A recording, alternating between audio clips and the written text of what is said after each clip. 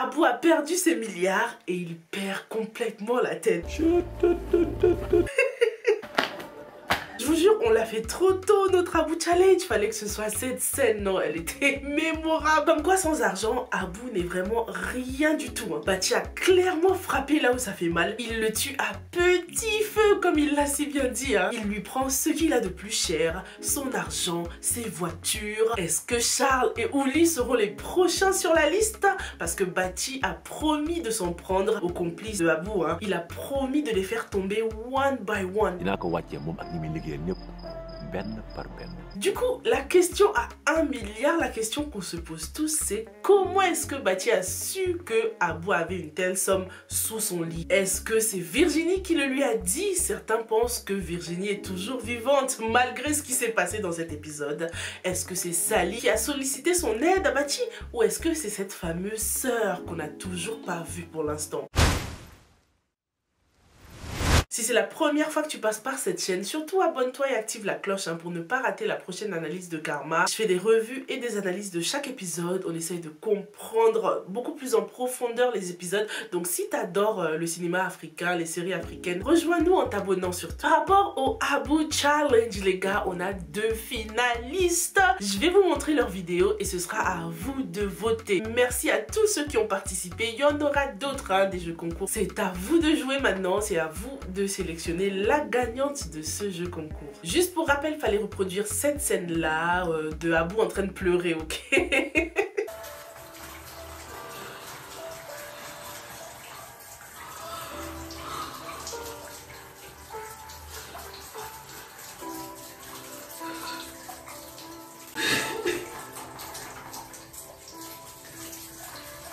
Qu'est-ce que vous avez pensé de cette première prestation, donc celle de Lionel? Elle a assuré quand même. Passons à la deuxième, c'est celle de Penda.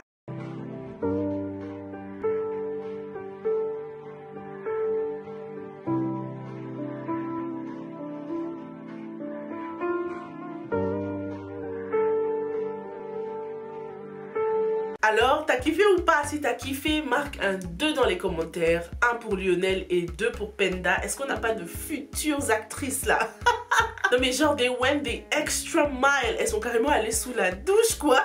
Non, c'était trop fort. Merci encore une fois à tous ceux qui ont participé, tous ceux qui m'ont même envoyé des Malika Challenge aussi. C'était trop marrant. Faut dire que cette saison 2 a des scènes mais vraiment épiques. Abou aime plus l'argent que ses propres parents. C'est ce que cette scène nous a appris. Il a fallu qu'il perde tout pour vraiment dévoiler encore plus son caractère odieux, despicable. Il n'aime personne à part lui. Mais le manque de respect alors que ses parents sont toujours là, prêts à le soutenir, ils sont prêts à l'aider. Mais franchement, Abou aussi, sa cachette de grand-mère là sous le lit. C'est sûr qu'on allait le découvrir. Fallait peut-être foutre ça dans le plafond et construire un deuxième plafond ou mettre des miroirs pour cacher le truc quoi.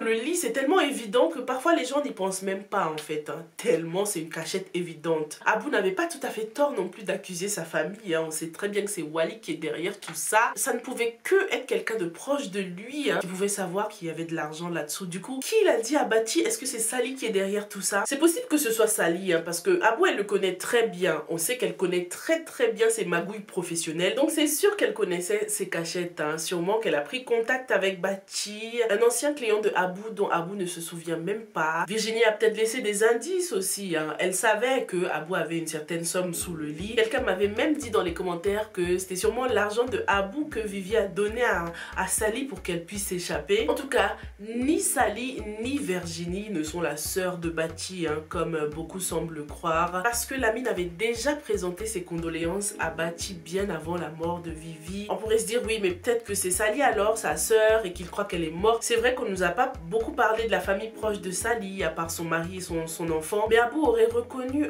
Bati du coup quand même. À moins que Bati ait changé, qu'il n'était pas très religieux avant et que maintenant il l'est. Est-ce que vous pensez qu'ils vont intégrer un troisième personnage qui va jouer la sœur de Bati, montrer des flashbacks avec les magouilles de Abou? Pendant la conversation entre Ouli et Abou, Ouli nous a prouvé que elle aussi c'est une gangsta gang. Elle a dit qu'elle était beaucoup plus déjantée que Abou et en plus de ça, elle lui a dit qu'elle pouvait lui régler son histoire de 15 millions mais il n'en valait pas la peine. Gis nga say 15 millions yooyu noonu nga bëgg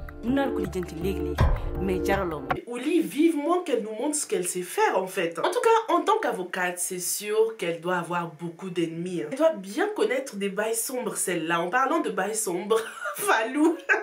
Bye bye. C'est trop un gamin, Falou. Il a ramené Abou sur son territoire. Falou a complètement inversé la dynamique. Il disait à Abou, je t'ordonne de me donner mon fric.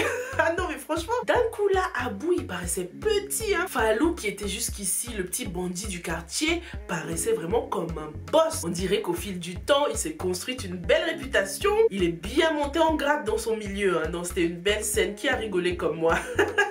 Lisa veut reprendre sa vie en main. Ah là là, j'ai beaucoup aimé. Hein. C'est vraiment un message d'espoir, un message positif pour les femmes qui vivent la même chose que Lisa. Comme quoi, il y a une vie après les violences conjugales. Cette scène m'a tout de suite fait penser à la scène entre Aïda Kébé et Malika. Lorsque Aïda disait que ouais, le mariage c'est la base, c'est tout. Si tu rates ton mariage, t'as tout raté.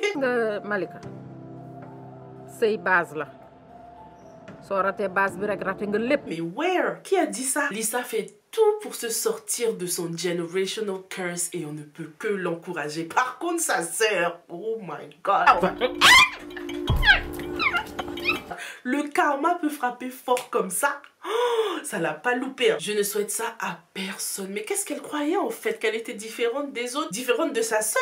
Non, elle a reçu un hot karma. Elle s'est carrément jetée dans la gueule du loup. Elle s'attendait vraiment à ce que Medoun la traite différemment. En plus, elle était là en train de dénigrer sa sœur devant lui. J'espère que cette fois, elle va mieux comprendre sa sœur et qu'elle va arrêter de courir après l'argent, quoi. Parce qu'il n'y avait que ça qui l'intéressait chez Medoun. Hein. Le fait qu'il payait ses études et qu'il lui donnait un peu de change là pour s'offrir des choses. Elle a voulu profiter de lui, bah lui aussi il a profité d'elle, hein, malheureusement. Ça s'appelle un karma instantané. Et ce Medoun là, Medoun et ses conseillers, t'as vu? T'as vu chez qui il demande conseil? Des bolosses du quartier comme ça. Donc on apprend qu'il regrette d'avoir répudié Lisa, pas parce qu'il l'aimait de ouf, hein, juste parce que ça le fait passer pour un clown dans le quartier, puisque tout le monde est au courant maintenant. Remarque qu'il s'intéresse toujours à la vie de Lisa, hein. Il posait des questions à sa sœur et tout ça. Les hommes comme ça, c'est leur ego qui est touché, hein. Ils se renseignent pour savoir si Lisa arrive à s'en sortir sans lui, parce qu'il croit être son alpha et oméga. Mais il va avoir le choc de sa vie, celui-là. Bon, parlons des conseils que ses conseillers là lui donnaient. Ils ont parlé de vouloir tuer la mine, de s'en prendre à lui et même de vouloir le rendre stérile. C'est ça qui m'a interpellée. J'ai tout de suite pensé à la photo avec Maï qui touchait son ventre.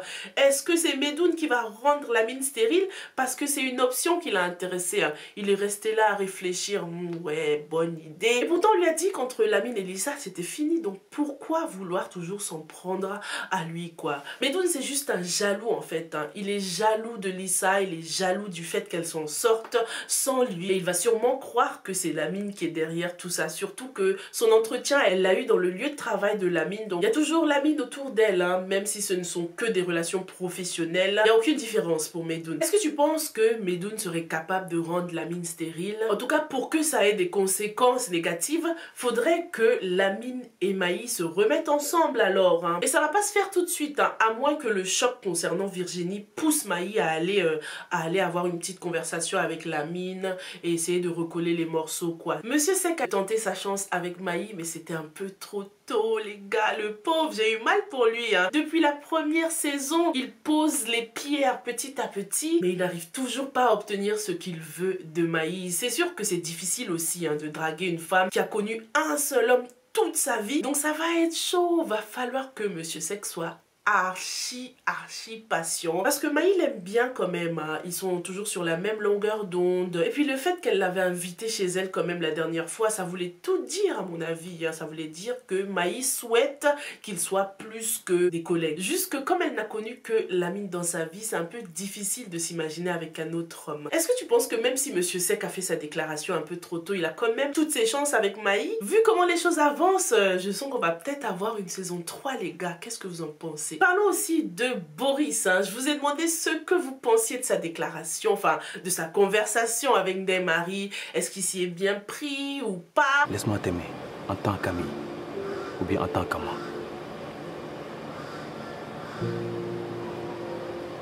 Ndeye Marie et Boris, j'ai tellement aimé. C'était la scène la plus douce du monde. Ils sont trop choux.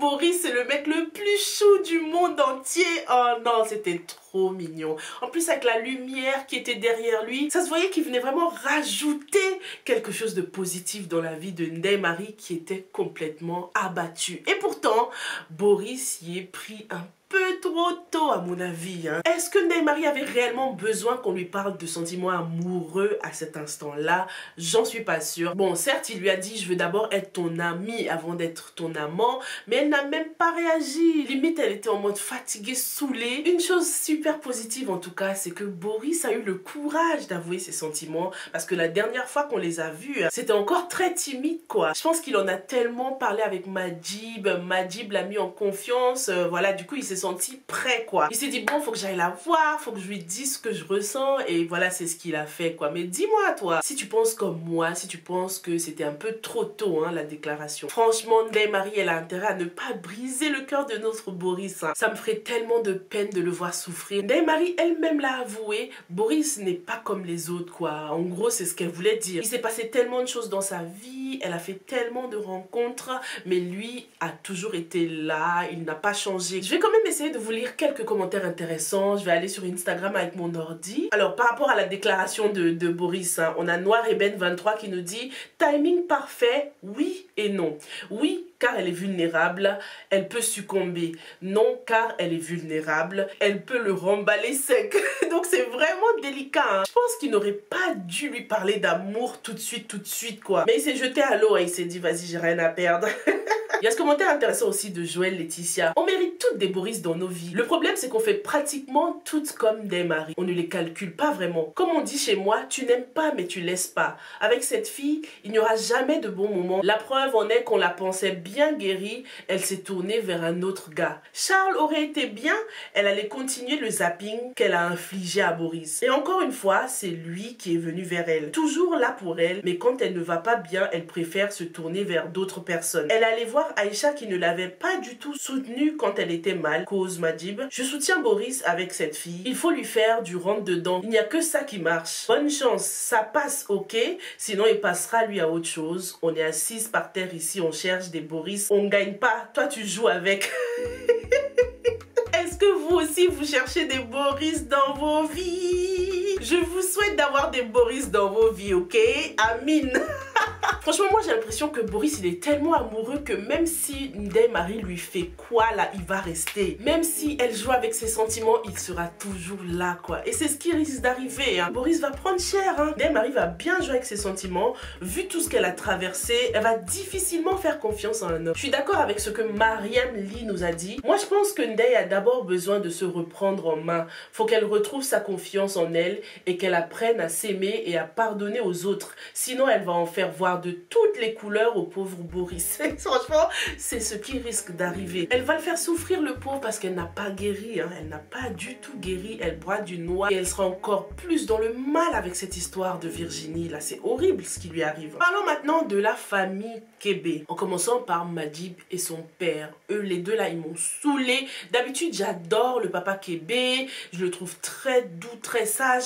Mais là, il m'a saoulé. Dis-moi si c'était pareil pour toi. C'est bien, il est amoureux de sa femme, c'est bien. Mais à un moment donné, il faut savoir être perspicace quand même. Parlons de Majib. Majib a bien succombé au charme de Malika pendant cet épisode. Mais est-ce que c'est par stratégie pour essayer de creuser et découvrir ses secrets les plus profonds? Ou est-ce que Majib est tout simplement faible d'esprit? Déjà depuis le début, ça se voit qu'il est tellement malheureux dans ce mariage. Avec Malika qui n'arrête pas de lui rappeler que c'est elle qui l'a épousé.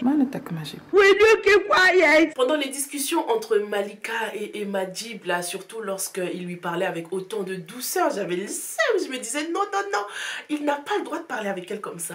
Avant tout ça, je veux qu'on soit des amis. Ah non, j'étais un peu jalouse, les gars. Il n'y a que Ami qui doit faire ressortir cette douceur de Majib, quoi. Bon, après, c'est son caractère, c'est sa personnalité. Majib, il a toujours été doux, quand même, en général, lorsqu'il n'est pas en colère. Mais j'aurais kiffé voir une petite différence, quand même, entre lorsqu'il parle avec Malika et lorsqu'il parle avec Ami. C'est limite, on aurait dit qu'il était amoureux alors qu'il essayait juste d'être gentil, quoi. Aïda Kébé, elle se voit vraiment en Malika. Elle lui donne des conseils stratégiques comme ça. En gros, elle lui disait, oui, faut pas se laisser dominer par son mari. Elle avait même dit à Madjib, ouais, t'as épousé une femme de caractère. Ça se voit qu'elle se voit trop en Malika, c'est des besties. C'est pas parce que t'es une femme de caractère que tu dois dompter ton mari. Hein. On peut épouser une femme de caractère et quand même être un mari perspicace, quoi. Aujourd'hui, j'ai envie de me mettre à côté de ma douce moitié. Ah, franchement, tonton Kébé, là, il m'a saoulé, ma douce moitié. Mais ça va là-bas. Ouvre les yeux. Il a tellement accepté Malika aussi, hein, tonton Kébé. Dans notre culture, en général, l'acceptation de quelqu'un passe souvent par la bouffe, hein, par la nourriture.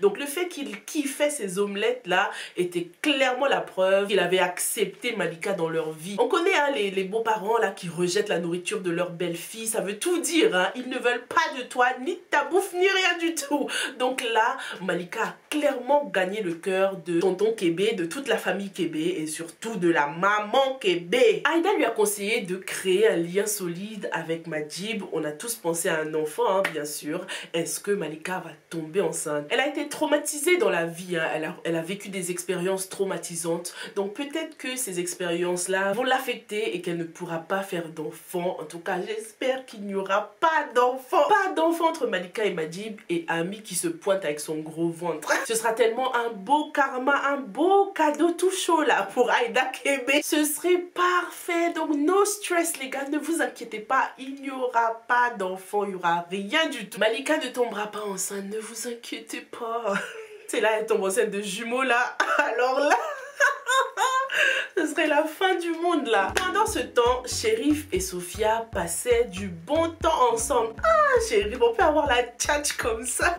Sophia a son langue, gamin. Chérif, il a grave la tchatch. Sophia, elle n'a pas perdu de temps. Elle a tout raconté à Chérif. Mais c'est sûr que Malika, la manipulatrice, a pris de l'avance. Elle a déjà raconté une histoire toute faite à Madjib là. Elle m'a tellement fait rire lorsqu'elle a dit que les apparences étaient trompeuses. Les apparences sont très souvent trompeuses. Mais Malika, je te le fais pas dire. C'est sûr qu'elle s'est déjà fait passer pour la victime. Elle a raconté une autre version de l'histoire à Madjib. Elle lui disait déjà, oui, j'ai vécu des choses pénibles avec ma famille. J'ai vécu des choses tellement pénibles avec ma famille. Elle diabolise sa famille, donc c'est sûr hein, qu'elle s'est empressée de raconter une autre version de l'histoire. D'après ce que Sophia nous a appris, Malika était mariée dans le passé et elle avait un enfant de l'âge de bébé Anna. Son mari et son enfant ont fait un accident, mais quel genre d'accident, c'est encore un peu flou. Hein. Accident de voiture, accident dans la maison, quel genre? Et à cause de cet accident, Malika a fini dans le coma et à son réveil, gang, gang, gang, gang, elle était quelqu'un d'autre. Cette histoire est quand même un peu louche hein, parce que dès le départ, Malika a beaucoup souffert quand même. Elle a perdu un enfant et son mari. Elle aurait pu raconter cette version-là à Madjib depuis le début et puis plus rien. L'histoire telle qu'elle, hein, une vérité très tragique. Pourquoi elle ne l'a pas fait alors? Donc apparemment après le coma, elle s'est transformée et elle a commencé à s'en prendre à sa sœur. Elle a même voulu tuer sa sœur et tout ça. Et sa sœur a demandé à Chérif de protéger Madjib et Anna Eva. Mais c'est plutôt Ami qu'il faut protéger, hein, puisque Malika semble s'en prendre aux mamans quoi. Donc Ami aussi est en danger. Ami est beaucoup plus en danger que bébé Anna et Madjib hein, à mon avis. Après peut-être que Malika va péter un câble et qu'elle va encore déformer la réalité et s'en prendre à Madjib ou bébé Anna. En tout cas ce coma l'a tellement transformée, c'est-à-dire qu'elle n'a même pas genre des pertes de mémoire ou quoi. Elle veut juste pas, elle est juste dans le déni en fait hein. Elle veut pas accepter le fait qu'elle ait perdu un enfant et un mari. Pourtant parfois on a l'impression qu'elle va très très bien Malika et par moments elle est complètement transformée quoi. Donc cet accident a plutôt fait ressortir le démon qu'elle avait en elle hein, j'ai l'impression. Ça a fait ressortir quelque chose qu'elle avait en elle depuis. Du coup on comprend un peu mieux pourquoi la maman de Malika disait que Anna et Eva étaient en danger. Mais franchement moi j'ai plutôt l'impression que c'est Ami qui est en danger quoi. À moins que cet accident ne soit pas un accident de voiture et que ce soit autre chose. Parce que d'après ce que Sophia a dit, j'ai plutôt l'impression que bébé Anna a envie de la voir, de la posséder comme si elle était sa propre fille. Et non pas de s'en prendre à elle, mais plutôt à toutes celles qui vont prétendre être les véritables mères de cet enfant quoi. Parce que l'idéal pour chaque famille, c'est que la belle-mère accepte les enfants comme si c'était les siens. Et avec Malika, ils sont bien tombés hein. Elle est très possessive, ça on l'a compris. Donc j'ai pas l'impression que bébé Anna soit en danger, mais Ami plutôt. Maintenant que Chérif est au courant de tout ça, Chérif et nous aussi, on est les seuls à savoir hein Chérif. Qu'est-ce que tu vas faire avec cette information? Est-ce que tu vas courir dans les bras de maman ou est-ce que tu vas garder ça pour toi? Hâte de voir la réaction de Aïda Kébé en tout cas, elle qui a jeté Malika dans les bras de Madjib. Son karma commence à venir petit à petit, hein, mais c'est pas assez là, ça va pas assez vite. Hein. Parlons aussi du coup du message que tout le monde a reçu, la photo de Virginie que tout le monde a reçue. On nous a montré la réaction de presque tous les personnages, sauf celle de la sœur de Virginie et de ses parents. Déjà que juste la chaussure de Virginie l'avait fait tomber dans les pommes, j'imagine même pas la réaction de sa sœur. En tout cas, c'est sûr que les parents vont tellement le regretter. J'ai trop hâte de voir ça et je pense que ce sera du coup dans le prochain épisode. Et oui, parce qu'ils sont bel et bien coupables, hein. Eux, la société, tout le monde est coupable du sort de Virginie. Où est-ce que Abou va se mettre après une telle nouvelle? Je crains le pire, mais il faut vraiment pas qu'il s'en sorte facilement. Il n'a plus de voiture, il n'a plus d'argent. Est-ce que Massamba lui avait déjà donné les 20 000? Pas encore, hein, on dirait, parce que Fallou attendait encore dehors. Impossible de fuir le pays, hein. Impossible de s'échapper sans argent. Oh là là, hâte de voir la suite dans le prochain épisode. Merci beaucoup d'avoir regardé cette revue et on se retrouve dans la prochaine, ok? Stay safe and stay blessed. Bye!